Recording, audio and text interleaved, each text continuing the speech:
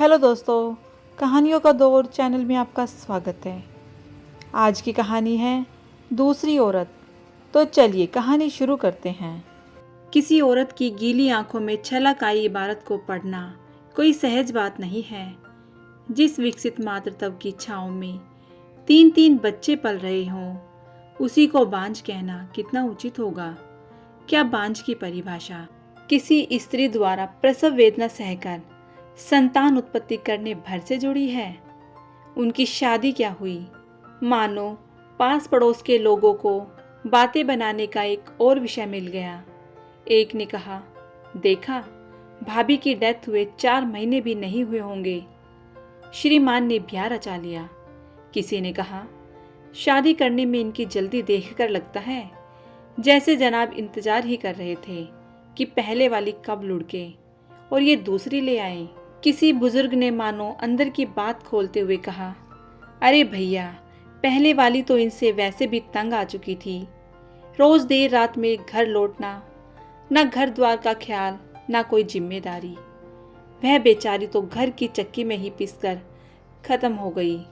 एक ने बात बढ़ाई, बस इन्होंने तो बीवी को बच्चा पैदा करने की मशीन समझ रखा था। देखा नहीं, 5 बरस में उसे 3 बच्चों की अम्मा बना दिया।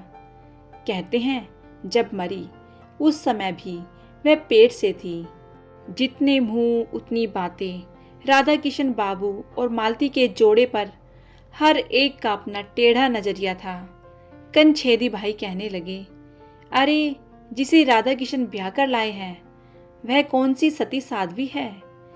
ससुरी हमारे ही गांव की तो है। उसके लक्षण भला कौन नहीं जानता। अच्छा हुआ जो भाग्य से राधा किशन की तरह दूसरी बार घोड़ी चढ़ने वाला दूल्हा इसे मिल गया। राम सजीवन बोले, भैया, अपन को तो खतरा ही लगता है।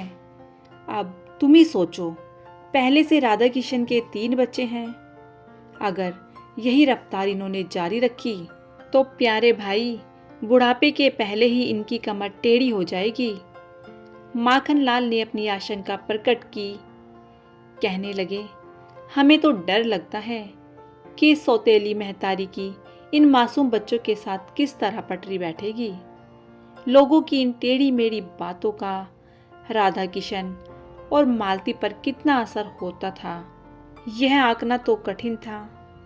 किंतु यह निश्चित तौर पर कहा जा सकता है कि इन दिनों राधा किशन में काफी बदलाव आ गया था।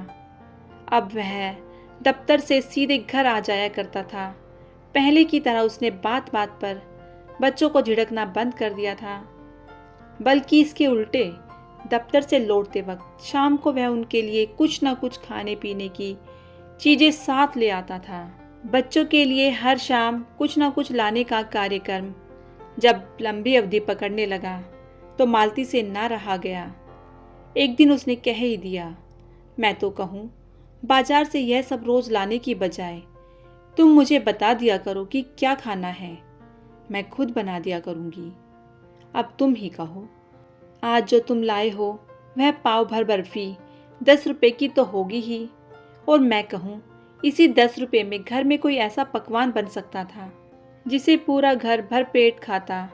राधा किशन सोचते थे, मालती गांव की लड़की है, उसे शहर की बर्फी मलाई की चाह होगी। आज उन्होंने उसका जवाब सुना तो तबीयत झक रह गई। राधा किशन ने मुस्कुराकर कहा, तुम ठीक कहती हो, कल रविवार है, सुबह के नाश्ते में हलवा हो जाए। बहुत दिनों से बच्चों ने भी नहीं खाया है, सो हम सब कल डटकर चखेंगे। हलवे की बात सुनकर बच्चों की जीभ में पानी आ गया। टिंकू बोला, नहीं मम्मी से हमारी मम्मी जैसा हलवा भला कैसे बनेगा। मालती ने नटकर टिंकू को अपने पास खींचते हुए कहा, बेटे, नई मम्मी पुरानी मम्मी सभी एक जैसा हलवा बनाती हैं। घी, शक्कर और सूजी मिलाओ, बस टिंकू का हलवा तैयार है। मालती ने आकर इस घर को कुछ इस तरह संभाला था कि बच्चों को उसने यह महसूस ही नहीं होने दिया कि उनके ऊपर से कभी माता का साया उठा था। मालती माँ की पूरी ममता उन पर उड़ेल देती थी। बच्चों की देखभाल, घर का सारा कामकाज उसकी और राधा किशन की ज़रूरतों का ध्यान रखते हुए वह सीमित आमदनी में गृहस्थी चला रही थी। उसने घर को कुछ इस तरह संभाला था कि ऐसा लगता ही ना था कि इस घर में साल भर पहले कोई तूफान गुजरा था। इन सब के बावजूद भी पास पड़ोस के लोगों की नज़र में वह माँ नहीं थी, वह सौतेली माँ थी। दबी जुबान से स्त्रियां कहा करती, यह सब तो 4 दिन के चोंचले हैं, अभी सोत के बच्चों को बेटा बेटा करती है, खुद का एक आध पैदा हो जाने दो, फिर देखना यह माया ममता दूर हो जाएगी। तुम देखना इन्हें पूछेगी भी नहीं। मालती इन बातों को सुनकर टाल देती, आखिर किस किस का मुंह बंद करती। और फिर समय इसी तरह करता रहा। दिन से हफ्ते, हफ्तों से महीने और महीने बढ़ते बढ़ते साल पर उतर गए। मालती की दिनचर्या बिना किसी बदलाव के वैसे ही चलती रही थी। बस एक ही बात जो अब लोगों को खटकती थी वह यह थी कि इन 10 वर्षों के बाद भी उसकी गोद हरी नहीं हो पाई थी। जब वह आई थी तब भी लोगों के ताने बाने थे। जब वह राधा किशन और बच्चों के साथ गृहस्थी में घुल मिल गई तो सुनने को मिला कि इसका व्यवहार एक दिखावा है। जब इसके बच्चे होंगे तब यह इन बच्चों की दुर्दशा कर देगी, और जब उसके बच्चे नहीं हुए तो भी लोगों ने उसे नहीं बख्शा।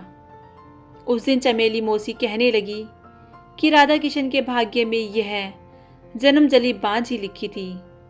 बात तो उन्होंने दबी जुबान में कही थी, पर वह मालती के कान तक पहुंच गई।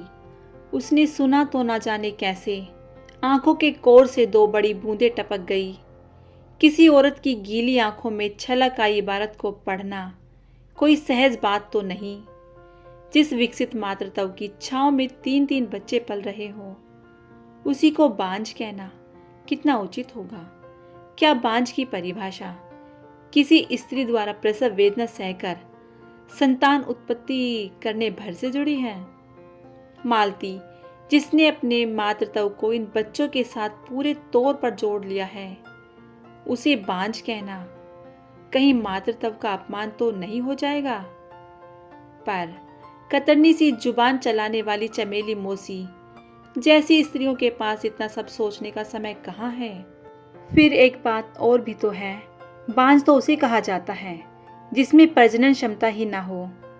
जहाँ तक मालती का प्रश्न है, उसने तो सोच समझकर बांझपन ओढ़ रखा था। उसे लगा था कि इन बच्चों की परवरिश में कोई कमी ना रहे। वे बच्चे जिनकी माँ बनने का दायित्व इस घर की दहलीज में कदम रखते ही उसे मिला था, कोई यह ना कह सके कि खुद के बच्चे हो जाने के बाद मालती ने सोच के उन बच्चों को तिरस्कृत करना शुरू कर दिया है जिन पर कभी वह जान छिड़का करती थी। इसी ऊहापोह में एक दिन उसने मन ही मन निश्चय कर लिया कि अपनी कोई संतान नहीं होने देगी। पिछली बार जब वह अपनी माँ को देखने मायके गई तो वहाँ कुछ ज़्यादा ही रुक गई। उस बार लौटने पर राधा कृष्ण मालती पर बहुत बिगड़े थे। कहने लगे, तुम्हें मायके पहुंचकर यहाँ का ख्याल ही नहीं रहता, तुम इन बच्चों को भी भूल जाती हो। और अपनी नम हो रही आंखों को छिपाते हुए मालती ने सकुचाते हुए बताया, इस बार बच्चों की खातिर ही देर हो गई। तुम भरोसा रखो जी, अब मैं सारा जीवन बच्चों की जिम्मेदारी अच्छी तरह निभा सकूंगी। भावावेश में वह कह गई, अब मैं चमेली मौसी की बांझ नहीं हूँ, बल्कि अपने पूरे 3 बच्चों की माँ हूँ। राधा किशन मालती को एकटक देखे जा रहे थे। उन्हें लगा जैसे मालती उनकी दूसरी औरत नहीं है, बल्कि वह पहली पत्नी शोभा का ही प्रतिरूप है। वे केवल इतना ही कह पाए, भला ऐसी क्या जल्दी थी, कम से कम ऑपरेशन करवाने से पहले एक बार मुझसे तो पूछ लेती। तो दोस्तों, हर सौतेली माँ बुरी नहीं होती। आपको ये कहानी कैसी लगी मुझे कमेंट करके ज़रूर बताएं। यदि कहानी अच्छी लगी हो तो कहानी को लाइक कीजिएगा, शेयर कीजिएगा, और यदि चैनल पर नए हैं तो चैनल को सब्सक्राइब करना बिल्कुल ना भूलिएगा। कहानी सुनने के लिए बहुत बहुत धन्यवाद।